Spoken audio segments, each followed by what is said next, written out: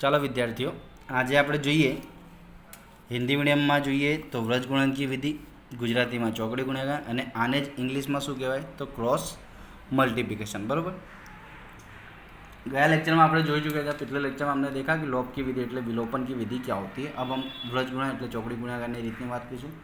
Question तरीके જોઈએ तो 2x + y = 5 और 3x + 2y = 8 है। बराबर, तो सौથી पहला सबसे पहले हम क्या करेंगे, तो जो बराबर के दूसरी तरफ है उसको बराबर के एक तरफ ले लो। तो ये प्लस में इस तरफ आएगा तो माइनस बराबर 0। इधर भी सेम करें, 3x + 2y - 8 = 0। इसको कंपेयर करने के लिए एक लाइन में लिखें तो समीकरण हम लिखते हैं। समीकरण एक हमारा हो जाएगा 2x + y - 5 = 0 और 3x + 2y - 8 = 0। इसके आगे कुछ नहीं है, इसलिए हम क्या समझ लेते हैं कि इसके आगे क्या है, एक। इसके आगे हमारे कुछ नहीं है, इसलिए हम क्या समझेंगे यहाँ पे क्या है, एक है। इसके आगे कुछ नहीं था, इसलिए हमने क्या समझा, उसको एक मान लिया। अब हम x फिर y फिर एक, ऐसे तीन पद हमारे, x है, y है और अचल पद यानी एक संख्या वाली है। तो अब संख्या लिखेंगे हम। तो x में x के पद को हम दबा देंगे। हमने x में x के पद को दबा दिया, आप देखो यहाँ पे, तो हमने x के पद को दबा दिया, ठीक है। तो हमारे पास क्या बच गया, 1 - 5। समीकरण एक में क्या बचा, 1 और फिर -5, ठीक है। दिखा।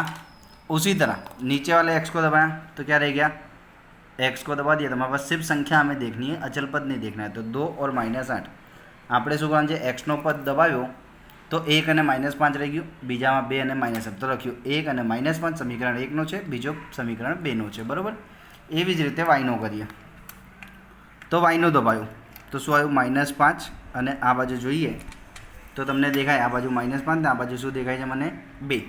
તો અહીંયા આપણે લખીશું -5 અને પછી 2। બીજામાં જોઈએ તો -8 ને પછી 3। હવે એકવાળી સંખ્યા દબાવીએ તો તમને દેખાય, તો અહીંયા શું દેખાઈ રહ્યું છે, એકવાળું પદ દબાય તો 2 અને 1, 3 અને 2, तो ये लिखी दीजिए 2 અને 1, 3 અને 2। इतना आपने समझाया, ठीक। अब हम क्या करेंगे, संख्या को लेंगे, सामने सामने गुणाकार करेंगे। सामने सामने એટલે સામ સામે ગુણાકાર કરીશું। 1 નો -8 વડે, એવી રીતે આનો આનો સામ સામે ગુણાકાર કરવાનો છે। तो x ના છેદમાં જોઈએ, 1 का गुणा किससे होगा, 1 નો गुणाकार -8 थी, 2 નો गुणाकार -5 थी। એવી જ રીતે y નો જોઈએ, -5 નો गुणाकार 3 थी, -8 નો गुणाकार 2 थी। પછી 1 નો જોઈએ तो 2 નો गुणाकार 2 थी, 3 નો गुणाकार 1 थी। बराबर, इतना हमने क्या किया, सामने सामने गुणा किया। હવે નિયમ પ્રમાણે, अब नियम के अनुसार क्या, इन सब के बीच में कंपलसरी क्या आएगा, બધાની વચ્ચે कंपलसरी શું આવશે, माइनस। बराबर, ખબર પડી। આ ચૂકી આપણે इसलिए लगा दिया જેમ કે માટે। હવે ગુણાકાર કરીએ, x 8 × 8 પછી 5 2 -10 माइनस प्लस माइनस, ठीक है।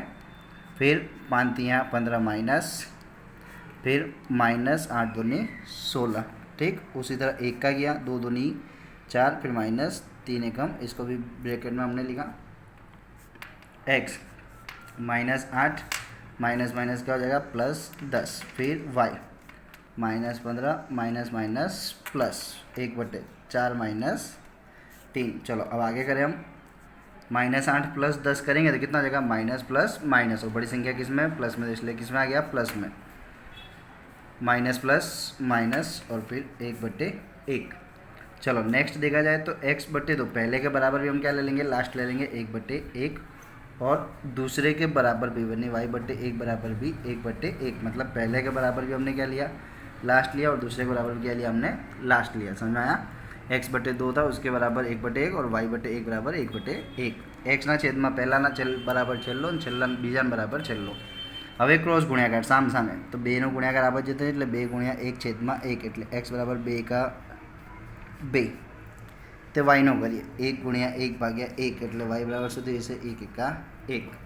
ये हमारी कौन सी विधि थी, दूसरी विधि। ત્યાં તમે જોઈ શકો છો આખી વિધિનો સોલ્યુશન આપણે અહીંયા કર્યું છે। બરાબર, હવે સેમ કે જે તમે ઈચ્છા રાખો છો કે જેવી રીતે મેં ગયા લેક્ચરમાં તમને 5 ક્વેશ્ચન્સ મોકલેલા હતા હોમવર્ક તરીકે, 5 ક્વેશ્ચન પ્રેક્ટિસ માટે, सेम आ रीते તમે સ્વાધ્યાયમાંથી प्रैक्टिस तरीके कर सको, करવું હોય तो प्रैक्टिस के लिए ये वीडियो हम कर सकते हैं। जैसा कि हमारा वीडियो था, वीडियो के हिसाब से हमने व्रज गुणन की रीत, पिछले में लॉग की रीत देखी थी, अभी व्रज गुणन की बात की।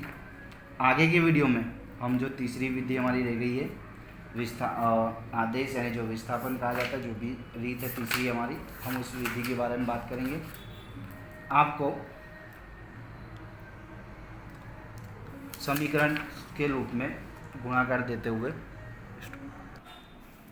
चलो अब प्रैक्टिस के लिए हमने यहाँ पर कुछ क्वेश्चंस लिखे हैं और उसका आंसर भी मैंने लिखा है। यदि आपको नहीं समझ में आता है तो आप कमेंट कर या तो पर्सनली कांटेक्ट कर आप बात कर सकते हैं, सवाल सीख सकते हैं। जहाँ आपको डाउट होता हो वहाँ डाउट आप क्लियर कर सकते हैं, ठीक है।